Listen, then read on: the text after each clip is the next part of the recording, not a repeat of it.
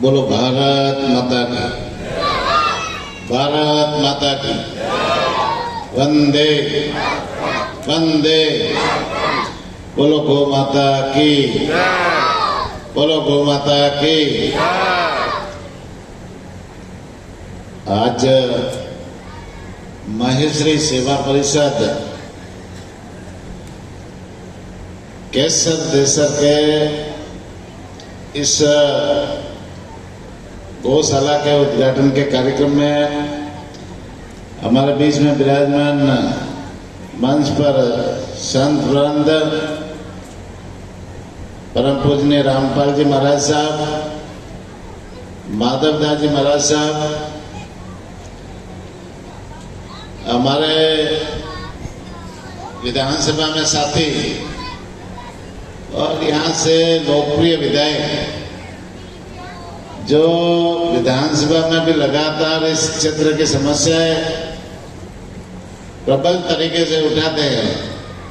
विधानसभा के साथ साथ दूसरा बीकानेर जिला और कई और भी राजस्थान भर की समस्याएं भी उठाते हैं और उनका समाधान के लिए मंत्रियों से मिलना, मुख्यमंत्री से मिलना और उनका समाधान कैसे जल्दी से जल्दी हो इस बारे में हमेशा चिंतित रहते हैं और अपनी कार्रवाई भी करते हैं। ऐसे हमारे विधायक जी अंशुमान सिंह जी भाटी साहब,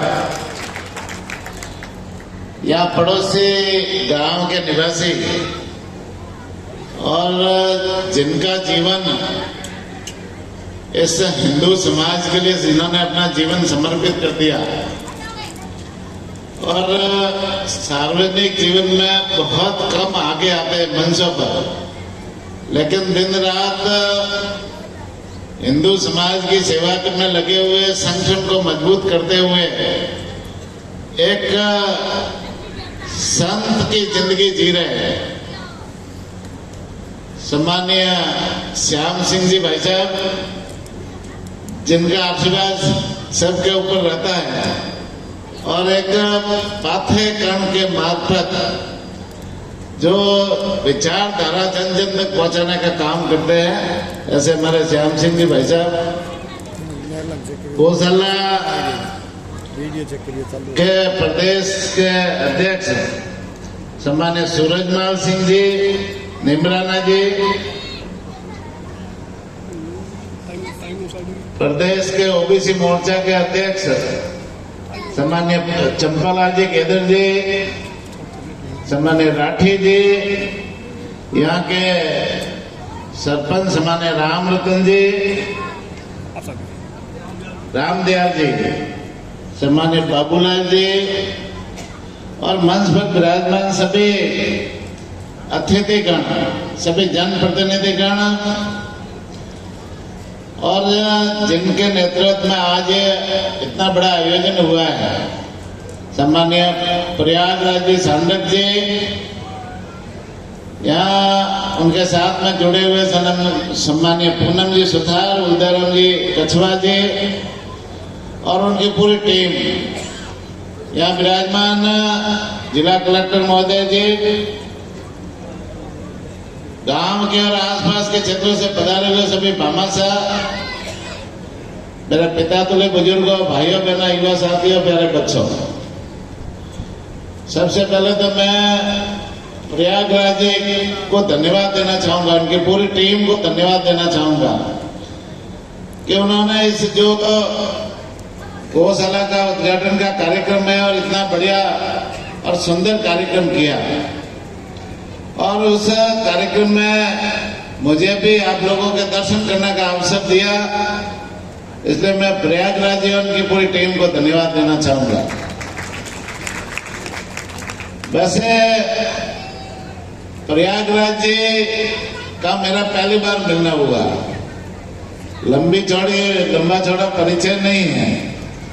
पहली बार ये जयपुर आए और जयपुर आकर के कहा कि हमने गौशाला जो सरकार की योजना से निर्मित की है, भामाशाहों का भी सहयोग है और आपको उस गौशाला में पधारना है, हम उद्घाटन करना चाहते हैं। तो गौशाला का नाम आते ही हमको मालूम है कि गौशाला में सब सेवा भावी लोग रहते हैं और सेवा करने वाले लोग रहते हैं, गौ माता की सेवा करने वाले लोग हैं। तो मैंने उसी समय इनको हाँ दिया, हाँ कह दिया कि मैं आऊंगा। और आज ये जैसे आने का अवसर मिला है, यहाँ आकर के मुझे मालूम पड़ा कि प्रयागराज जी तो इतने बड़े भामाशाह है, इतने बड़े संस्था को चलाने वाले हैं और दानी है। भाई ये जो गौशाला है ना, इसके संचालन के लिए जमीन की जरूरत होती है। सरकार की योजना वहां पर लागू होती है जहां पर जमीन मिलती है।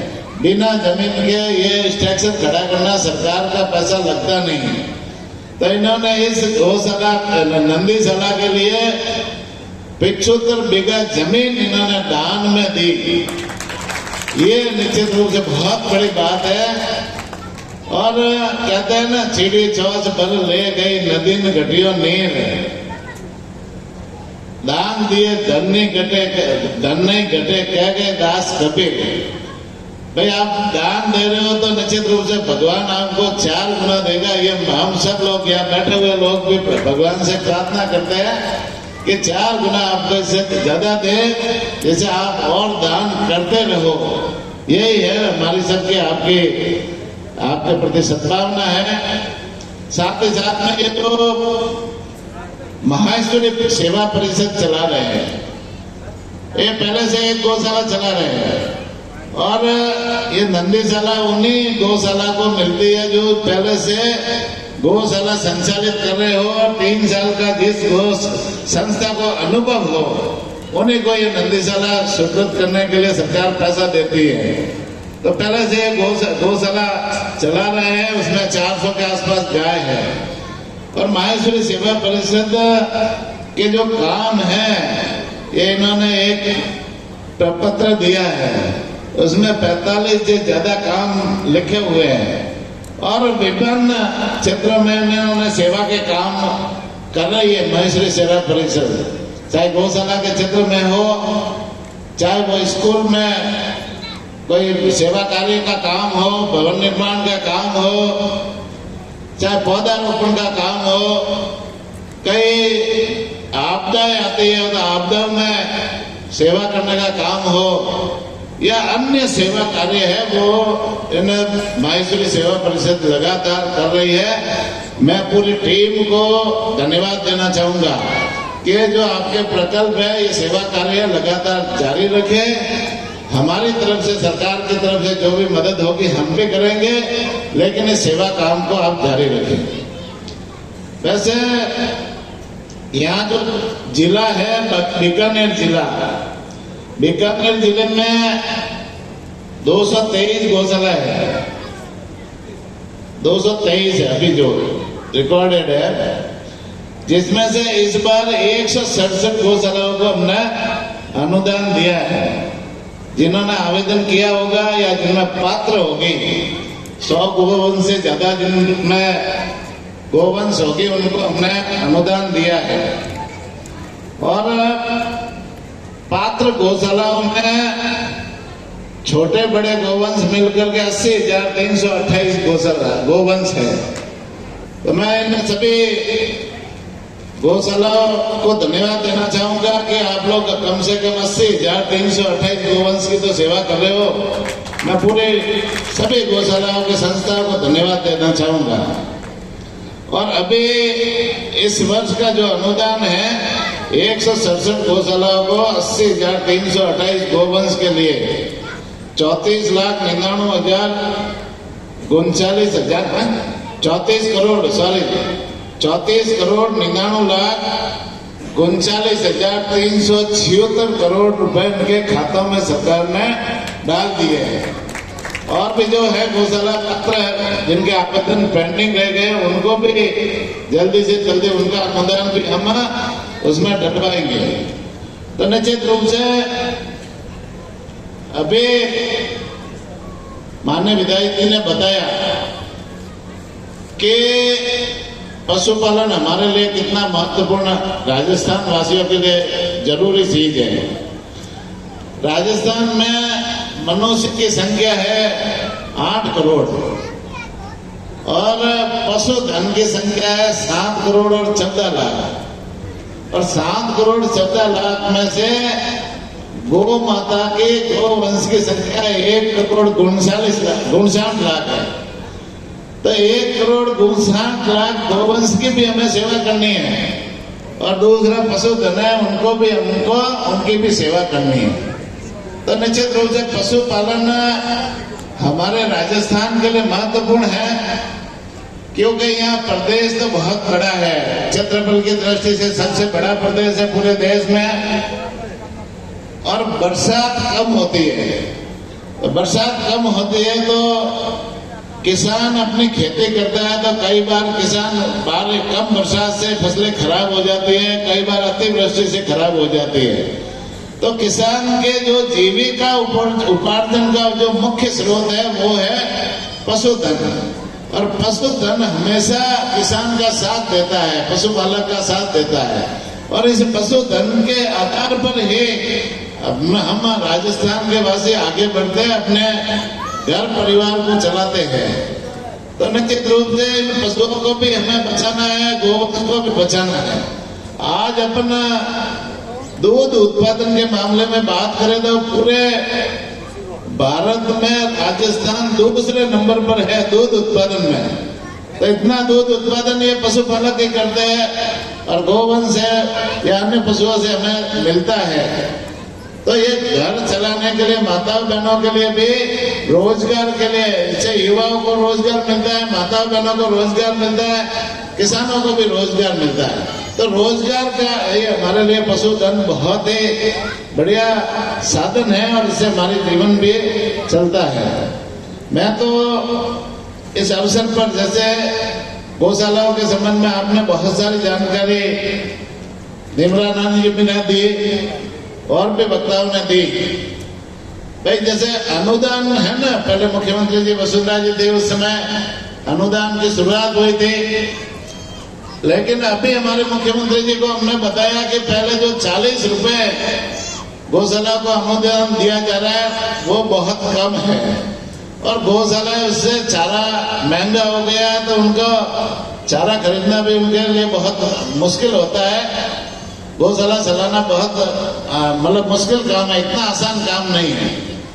तो मुख्यमंत्री जी ने पहली बजट घोषणा में उसे 10% बढ़ा करके 44 रुपए किया, और दूसरी अभी जो बजट घोषणा हुई तो उसमें उसको बढ़ाया 15% बढ़ाया, और अब कुल मिलाकर के 40 रुपए का सीधा 50 रुपए हो गया।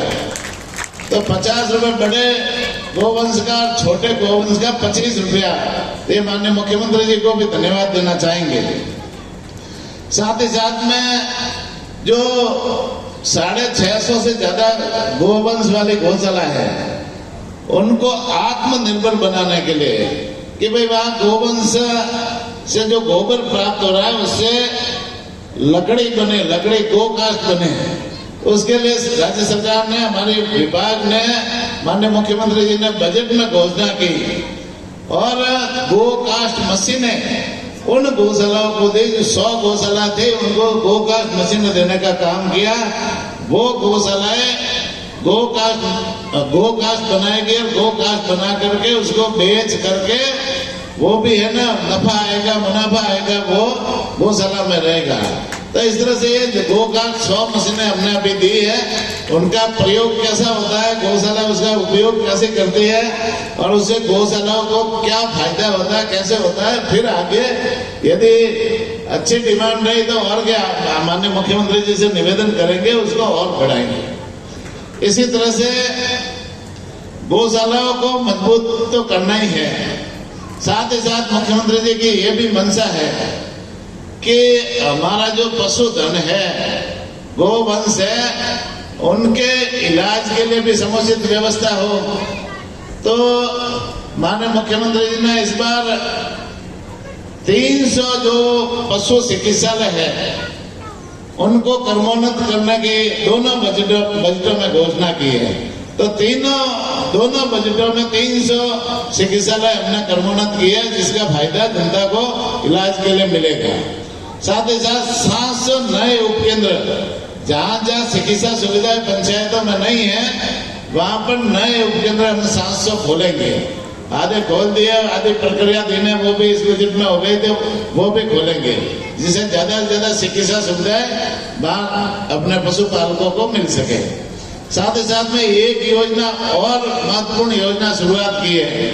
भाई सारी पंचायतों में अभी चिकित्सा सुविधाएं नहीं है। कई गांव और ढाणियां ऐसी होती है, एक पंचायत में 4 गांव होते हैं और कई ढाणियां भी है, दूर दराज होती है, बीकानेर है, बाड़मेर है, जैसलमेर है, बालोतरा है, या जो पहाड़ी एरिया है वहां पर दूर दूर गांव होते हैं, वहां चिकित्सा सुविधाएं पहुंच नहीं पाती, वहां हमारा कंपाउंडर भी नहीं पहुंच पाता या डॉक्टर भी नहीं पहुंच पाता। तो वहां पर पशुपालकों को चिकित्सा सुविधाएं कैसे मिले? तो माननीय मुख्यमंत्री जी ने पूरे राजस्थान में एक मोबाइल वेटरनरी यूनिट की शुरुआत की है। 536 गाड़ियां हैं उसमें और 536 गाड़ियों में एक डॉक्टर है, कंपाउंडर है, हेल्पर कम ड्राइवर है और सभी तरह की दवाइयां है उसमें और दवाइयां निःशुल्क है। ऑन कॉल पर वो गाड़ी है ना पशुपालक के घर जाकर इलाज करने का काम करती है और कॉल सेंटर नंबर है 1962 नंबर पर आप फोन करोगे, किसान अपने घर पर बैठा बैठा फोन करेगा, पशुपालक घर पे बैठा बैठा फोन करेगा तो वो गाड़ी और किसान के पशुपालक के घर जाकर के निःशुल्क इलाज करने का काम करेगी। इतनी बड़ी महत्वपूर्ण योजना शुरू की है। पहले ये गौशाला में अनुमति नहीं थी, लेकिन अभी हमने 7 दिन पहले एक आदेश निकाला है कि ये गौशालाओं में भी ये गाड़ी जाएगी। वहां पर भी गौशाला से कोई भी फोन करेगा कि हमारी गौशाला में 4 पशु बीमार है या 10 पशु बीमार है तो वो गाड़ी गौशाला में भी पूरे राजस्थान भर की गौशाला में जाएगी और वहां पर भी गौवंश का निःशुल्क इलाज करने का काम करेगी। वैसे हमारे पशुपालन विभाग में सारी दवाइयां निःशुल्क है पशुओं के लिए, चाहे गौवंश के लिए और अन्य पशुओं के लिए। हॉस्पिटलों में जितनी दवाइयां है वो भी निःशुल्क है और ये जो मोबाइल वेटरनरी यूनिट है उसमें भी ये सारी दवाइयां निःशुल्क है। यहाँ ज्यादातर किसान बंधु बैठे हैं जिनके घर में पशुपालन का भी रोजगार है, पशु भी है, गोवंश भी है, तो उनके लिए जैसे एक योजना माननीय मुख्यमंत्री जी ने इस बार शुरू की है, मुख्यमंत्री मंगला पशु बीमा योजना। और मुख्यमंत्री मंगला पशु बीमा योजना में दुधारू गाय, दुधारू भैंस, दुधारू ऊंट, दुधारू भेड़, दुधारू बकरी और ये 5 कैटेगरी के पशुओं का बीमा होगा। भाई बीमाधारी पशु की कोई भी तरह से मौत हो जाती है, रोड पे एक्सीडेंट से मौत हो जाती है, जहरीली घास खाने से हो जाती है, जहरीला जानवर डसने से हो जाती है, या मौसमी बीमारियां खूब आती है और मौसमी बीमारियों से मौत हो जाती है, तो बड़े पशु को 40,000 रुपये और छोटे पशु भेड़ बकरी को 4-4 हजार रुपये का क्लेम मिलेगा। तो आप लोगों से मेरा आग्रह है, निवेदन है कि जो ये बीमा योजना है, बीमा योजना में अपने गोवंश हो या भैंस हो, ऊंट हो, भेड़ बकरी हो, उनका बीमा जरूर कराएं। इसी के साथ साथ में एक योजना और पशुपालकों की